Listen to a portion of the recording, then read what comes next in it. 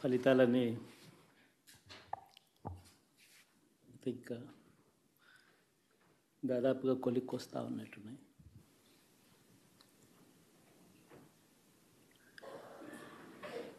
చూసిన ఫలితాలు జరిగిన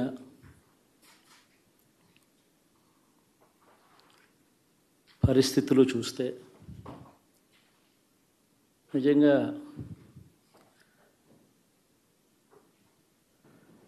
ఆశ్చర్యంగా కూడా ఉన్నాయి.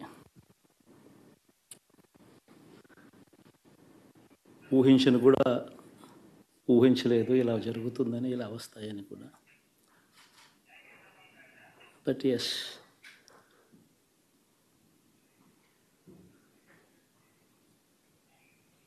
అమ్మఒడి అందుకున్న 53 లక్షల మంది తల్లులకు మంచి చేసినాం, పిల్లలు బాగుండాలి, వాళ్ళ చదువులు బాగుండాలని తాపత్రయపడుతూ అడుగులు వేశాం. మరి అక్క చెల్లెమ్మల ఓట్లు ఏమయ్యాయో తెలీదు. 66 లక్షల మంది అవ్వాతాతలకు, వితంతులకు, వికలాంగులకు గతంలో ఎప్పుడు జరగని విధంగా మంచి చేశాం. వారి కష్టాల్లో తోడుగా ఉంటూ, వారి కష్టాన్ని అర్థం చేసుకుంటూ, వారి ఇంటికే పంపించే వ్యవస్థను సైతం తీసుకొస్తూ, గతంలో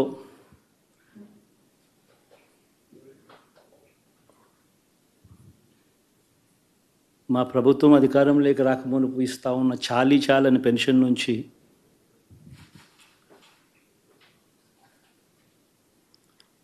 ఎంతో మంచి చేస్తూ అడుగులు వేసినా కూడా ఆ అవ్వాతాతలు చూపిన ఆప్యాయత ఏమైందో కూడా తెలియడం లేదు. దాదాపుగా 1,05,00,000 మందికి, పొదుపు సంఘాల అక్క చెల్లెమ్మలకు మంచి జరిగిస్తూ వారి కష్టాలనే మా కష్టాలుగా భావిస్తూ ఇచ్చిన ఏ మాట తప్పకుండా అన్ని రకాలుగా వాళ్ళకు అండగా ఉంటూ ఆసరాతో తోడుగా ఉన్నాం, సున్నా వడ్డీతో సైతం అండగా ఉన్నాం, చేయూత సైతం తోడుగా ఉంటూ నిలిచాం. మరి ఆ 1,05,00,000 మంది అక్క చెల్లెమ్మల ప్రేమాభిమానాలు ఏమయ్యాయో తెలియవు. 26 లక్షల మంది చేయూతను అందుకుంటున్న అక్క చెల్లెమ్మలు, వారి ఆప్యాయత ఏమైందో తెలీదు.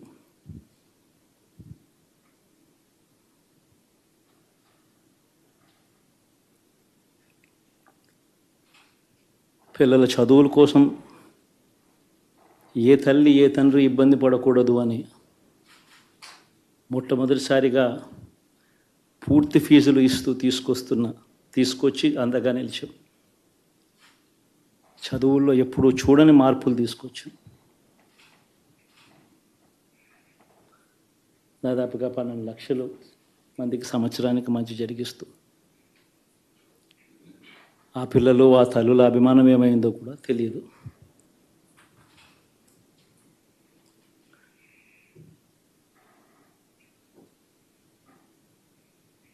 దాదాపుగా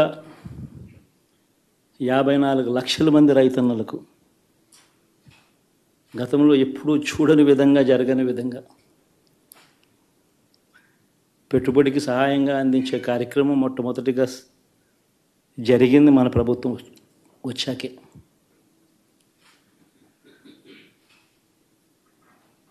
మరి అంతగా రైతన్నలకు తోడుగా ఉంటూ రైతన్నలకు రైతు భరోసా ఇవ్వడం కానీ, సమయానికే వారికి ఇన్పుట్ సబ్సిడీ ఎప్పుడు జరగని విధంగా సీజన్ ముగిసేలోగానే ఇచ్చే కార్యక్రమం కానీ, ఉచిత ఇన్సూరెన్స్ కానీ, పగటిపూట 9 గంటలు ఇచ్చే కార్యక్రమం కానీ, ఉచిత విద్యుత్ ఇచ్చే కార్యక్రమం కానీ, మరి 1/2 కోటి మంది రైతన్నల ప్రేమ ఏమైందో తెలియదు.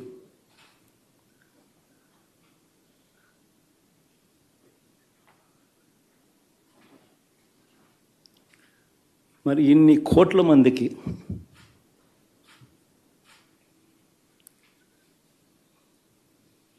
పేదవాడికి తోడుగా ఉంటూ ఆటో డ్రైవర్లు నడుపుకుంటా ఉన్న వాళ్ళు ఆటోలు తోలుకుంటూ టాక్సీలు తోలుకుంటూ ఇబ్బంది పడకూడదని వారికి అండగా ఉంటూ ఓ వాహనమిత్ర, నేతన్నలకు అండగా ఉంటూ ఓ నేతన్న నేస్తం, మత్స్యకారులకు తోడుగా ఉంటూ మత్స్యకార భరోసా, ఫుట్పాత్ మీద చిన్న చిన్న ఇడ్లీ షాపులు పెట్టుకొని నడుపుకుంటూ, చిన్న చిన్న బంకులు పెట్టుకొని నడుపుకుంటూ, చిన్న చిన్న వ్యాపారాలు చేసుకుంటా ఉన్న వీళ్లకు, నా అక్క చెల్లెమ్మలకు, నా అన్నదమ్మలకు మంచి జరగాలని ఆరాటపడుతూ వాళ్ళకు ఒక తోడు, నా రజకులకు, నా నాయి బ్రాహ్మణులకు, నా టైలర్లకు అని అండగా ఉంటూ వారికి ఒక చేదోడు. మరి ఇన్ని లక్షల మందికి ఇంత మంచి చేసి, ఇన్ని కోట్ల మందికి, లక్షలు కూడా కాదు, కోట్ల మందికి మంచి జరిగించి, ఎప్పుడు జరగని విధంగా మేనిఫెస్టో అంటే ఒక చెత్తబుట్టలో పడేసే డాక్యుమెంట్ కాదు. ఒక మేనిఫెస్టో అంటే ఒక బైబిల్ అని, ఒక ఖురాన్ అని, ఒక భగవద్గీత అని మొట్టమొదటి రోజు నుంచి కూడా భావిస్తూ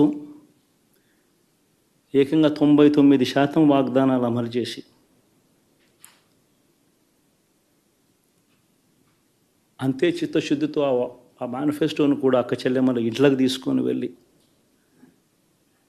చూపించి మీరే టిక్కు పెట్టండి అనే నిబద్ధత గల ప్రభుత్వంగా పనిచేసాం. ఇప్పుడు జరగని విధంగా పిల్లల చదువులు, పేదరికం పోవాలి అని అంటే పిల్లల చదువులకు క్వాలిటీ ఎడ్యుకేషన్ అవసరం అని మొట్టమొదటిసారిగా ఇంగ్లీష్ మీడియంను వ్యతిరేకిస్తున్న వాళ్ళందరూ పెత్తందారులతో యుద్ధం చేసి సైతం పిల్లలకి ఇంగ్లీష్ మీడియం తీసుకొని రావడమే కాకుండా టోఫుల్, ఐబీ లాంటి కళలు కూడా కలం. ఆ పేద పిల్లలకు అండగా నిలబడాలని, తోడుగా ఉండాలని, వారి చరిత్రలు మార్చాలని, ఎప్పుడు చూడని విధంగా గ్రామ స్థాయిలోనే సచివాలయ వ్యవస్థ, వాలంటీర్ల వ్యవస్థ తీసుకొచ్చి ప్రతి ఇంటికి సేవను అందించే కార్యక్రమం చేశాం. వివక్ష లేకుండా, కరప్షన్ లేకుండా దాదాపుగా 2,70,000 కోట్ల రూపాయల పైచిలకు ఇంటి వద్దకి అందించగలిగాం.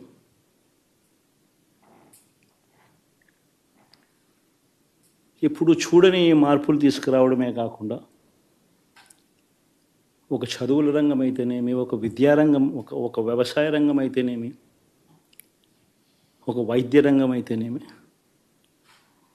ఏ పేదవాడు ఎప్పుడూ ఇబ్బంది పడకూడదు అని ఎప్పుడు ఊహించని విధంగా మార్పులు తీసుకొస్తూ పేదవాడికి అండగా నిలబడగలిగాం.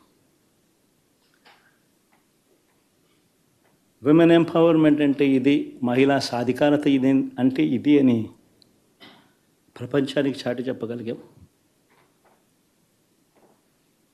సోషల్ జస్టిస్ అంటే, సామాజిక న్యాయం అంటే ఇది అని ప్రపంచానికి చూపించగలిగాం. మరి ఇన్ని గొప్ప మార్పులు చేసిన తర్వాత,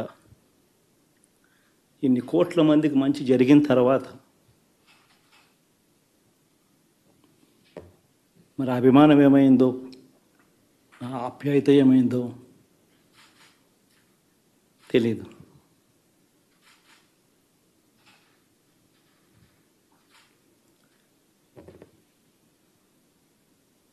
ఎవరో మోసం చేశారో, ఎవరో అన్యాయం చేశారో అని చెప్పి అనొచ్చు, కానీ ఆధారాలు లేవు.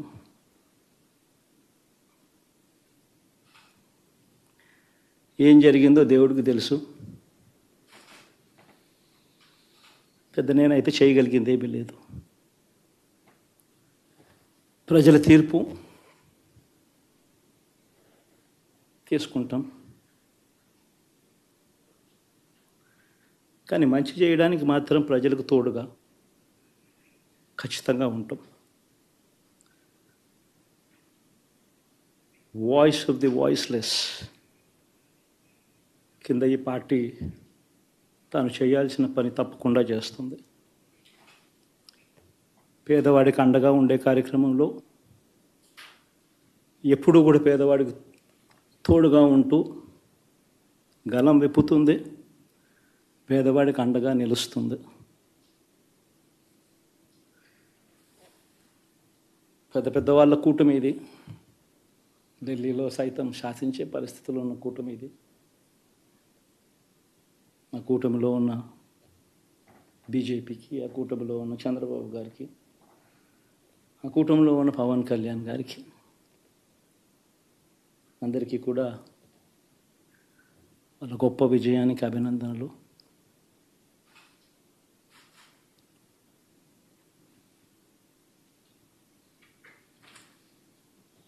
ఓడిపోయినా కూడా నా ప్రతి కష్టంలో కూడా తోడుగా అండగా నిలబడిన నా ప్రతి నాయకుడికి, ప్రతి కార్యకర్తకు, ప్రతి వాలంటీర్కు, ప్రతి ఇంట్లో నుంచి వచ్చిన ప్రతి స్టార్ క్యాంపెయినర్గా నాకు తోడుగా నిలబడిన నా అక్క చెల్లెమ్మలకు, అన్నదమ్ములకు, మీ అందరికీ మనస్ఫూర్తిగా మీ అందరికీ కూడా కృతజ్ఞతలు తెలియజేస్తా ఉన్నాను. ఏం జరిగిందో తెలియదు, కానీ ఏమి చేసినా, ఎంత చేసినా ఇంకా 40% ఓటు బ్యాంకు మాత్రం తగ్గించలేకపోయారు. ఖచ్చితంగా మళ్ళీ ఇక్కడి నుంచి లేస్తాం.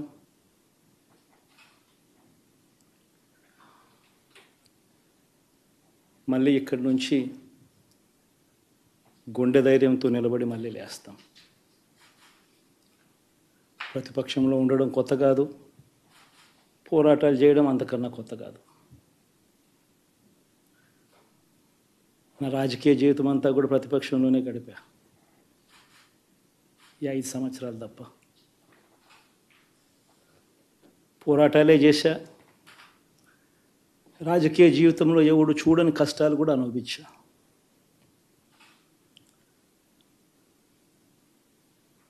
ఇప్పుడు అంతకన్నా కష్టాలు ఏదైనా పెట్టినా కూడా సిద్ధంగా ఉన్నాం, సిద్ధంగా ఎదుర్కొంటాం. ఆల్ ది వెరీ బెస్ట్ గవర్నమెంట్లోకి వచ్చిన వాళ్ళకు. Thank you.